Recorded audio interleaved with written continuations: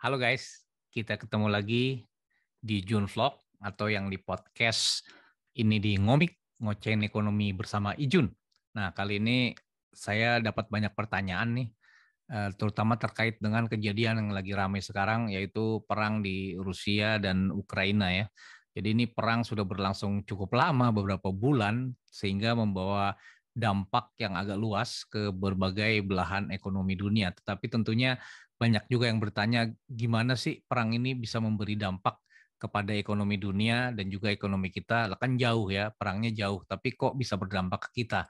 Nah, saya akan jelaskan di sini tentang jalur-jalur bagaimana perang yang terjadi di satu negara bisa berdampak ke negara-negara lain dalam waktu yang tidak terlalu lama juga dan juga melalui berbagai saluran-saluran yang dapat dirasakan langsung impact-nya di masyarakat. Nah, saya akan coba share di sini ada beberapa halaman aja mungkin untuk diskusi kita. Nah, ini bagaimana dampak perang Rusia ekonomi pada ekonomi dan bagaimana dia berdampak kepada nanti di ekonomi Indonesia. Nah, perang dan ekonomi ini tentunya satu hal yang sejak zaman dulu sudah terjadi ya. Perang itu selalu membawa dampak pada kehidupan masyarakat dan tentunya selain korban jiwa, perang ini juga mengakibatkan berbagai kerugian material. Tidak ada yang suka perang sebenarnya. Kita tentu berharap perang dapat berakhir. Tetapi sejak Perang Dunia I dan Perang Dunia II itu kita lihat bagaimana ketika terjadi perang dampaknya dapat dirasakan di mana-mana di seluruh dunia. Apalagi sekarang ini era global dan digital kan. Jadi bukan hanya pada negara yang berperang, tetapi kemudian ke negara tetangga dan negara-negara yang ada di belahan lain. Nah, ini bisa dijelaskan dalam tiga saluran atau tiga transmisi ke bagaimana perang itu dapat berdampak kepada ekonomi di negara-negara lain. Jadi tiga jalur penyebab ke dampak dari perang adalah pertama adalah jalur perdagangan. Jadi ketika suatu negara berperang dengan negara lain, tentunya dengan ekonomi dunia yang saling terkait seperti saat ini, akan mengakibatkan terjadinya gangguan pada jalur perdagangan. Nah, kita lihat Rusia dan Ukraina ini salah satu negara di dunia ya, dua-duanya ini negara penghasil komoditas, terutama pangan seperti gandum ya, kemudian juga penghasil minyak, energi, gas, dan energi lainnya, dan ini menyebabkan perdagangannya dengan berbagai negara akan terganggu. Begitu terjadi perdagangan terganggu, dampaknya apa? Tentunya pertumbuhan ekonomi dunia akan terganggu. Jadi yang biasanya mengirimkan gandum ke satu negara, negara itu tidak mendapatkan gandum, sehingga kemudian perdagangannya menjadi turun, terganggu lah. Sehingga volume perdagangan dunia terganggu, akibatnya apa? Pertumbuhan ekonomi negara yang terkait akan terganggu. Jadi jalur pertama yang menyebabkan krisis adalah jalur perdagangan. Yang kedua adalah jalur komoditas. Nah, karena negara-negara ini adalah menghasilkan komoditas ya. Ketika tadi perdagangannya terganggu, komoditas-komoditasnya juga jadi terganggu. Akibatnya adalah apa? Terjadi kelangkaan komoditas gas, minyak, gandum, biji-bijian, dan hal-hal yang diproduksi di negara yang sedang berperang, ini akan menyebabkan gangguan supply ke negara-negara lain. Akibatnya terjadilah kelangkaan. Dan kalau sudah langka, biasanya yang terjadi apa, teman-teman? Yaitu harganya naik ya. Makanya kita lihat sekarang banyak kejadian di negara-negara di seluruh dunia terjadi kenaikan inflasi ya, termasuk di negara kita lihat ada kelangkaan harga minyak goreng, ada kelangkaan harga-harga minyak ya, dan ini menyebabkan harga-harga naik. Harga naik ini tentunya tidak dapat dilepaskan juga dari terjadinya kelangkaan komoditas. Nah, itu jalur kedua dari perang. Pertama tadi perdagangan, kedua adalah komoditas. Dan yang ketiga, nah ini adalah jalur yang juga penting, yaitu jalur finansial. Jadi ketika tadi perdagangannya terganggu, komoditas terganggu, finansialnya akan terganggu. Kita lihat negara-negara yang berperang, yang berperang saling mengenakan sanksi ya, kemudian pembayaran jadi terganggu, risiko di pasar finansial terganggu, negara yang satu ingin membayar ke negara yang sedang berperang tidak bisa karena kena sanksi ya. Kemudian kita lihat SWIFT tidak bisa digunakan oleh bank-bank dari Rusia sehingga pembayaran ke Rusia terganggu.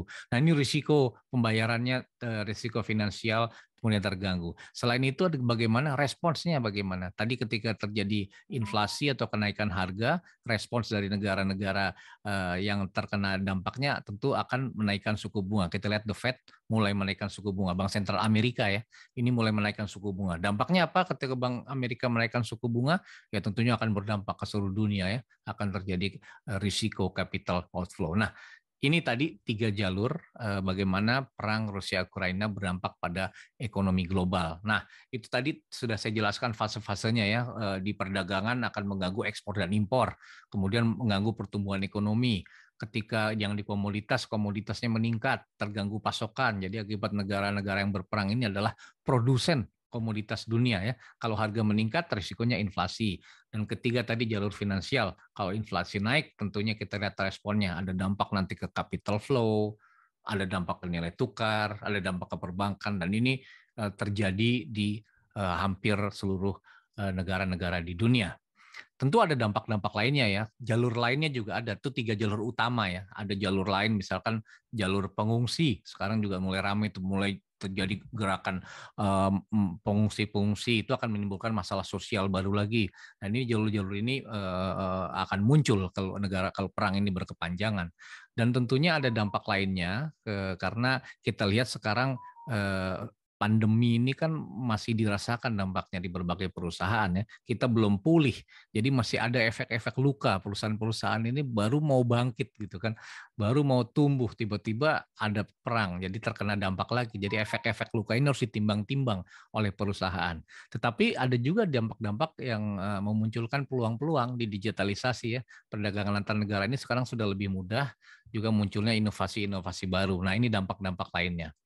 Nah, terus gimana dengan Indonesia? Tentunya kita melihat, tentunya kita tidak langsung beranggapan bahwa ekonomi Indonesia ini langsung terkena dampaknya, karena kita melihat kondisi kita saat ini masih jauh lebih baik ya dibandingkan negara-negara, kondisi kita saat beberapa tahun lalu ketika krisis, juga dibandingkan negara lain ya. Kita lihat karena apa? Neraca pembayaran kita ini sekarang masih relatif kuat ya, defisitnya masih terkendali, bahkan jumlahnya juga tidak besar ya, kemudian rupiahnya masih stabil.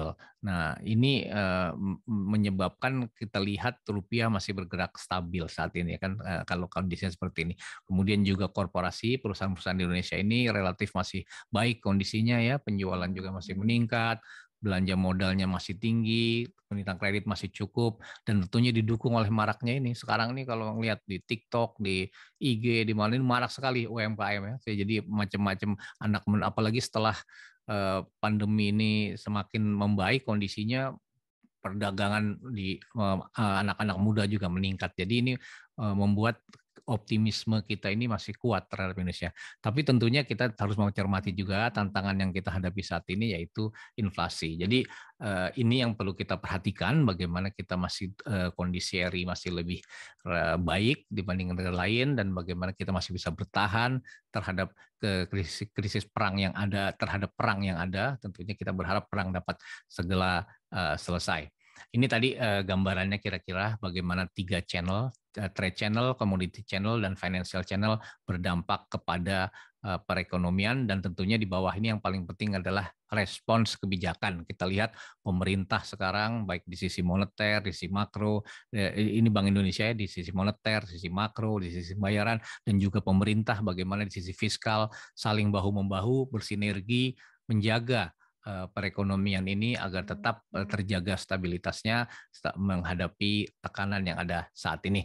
Jadi itu kalau teman-teman kira-kira ditanya atau teman-teman ingin menjelaskan bagaimana dampak perang Rusia Ukraina terhadap ekonomi global, itu sudah tahu tadi ada 3 jalur yang menyebabkan perang berdampak kepada ekonomi global. Jadi kita ikuti 3 jalur itu, teman-teman bisa paham bagaimana ekonomi itu bisa saling terkait, perdagangan, komoditas, dan finansial. Dan ini yang sekarang sedang kita hadapi, dan tentunya kita tidak boleh terlena, harus tetap waspada, dan harus tetap saling mendukung, saling bekerja sama, dan tentu saling dorong ekonomi kita dengan kemampuan kita masing-masing. Tetap semangat, dan sampai jumpa di June Vlog atau Ngomik selanjutnya. Salam.